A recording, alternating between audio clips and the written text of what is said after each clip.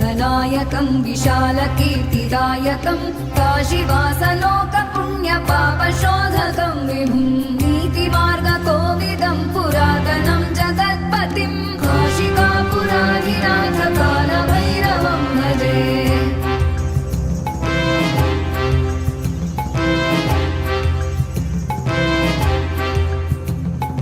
कालभैरवाष्टकं पठन्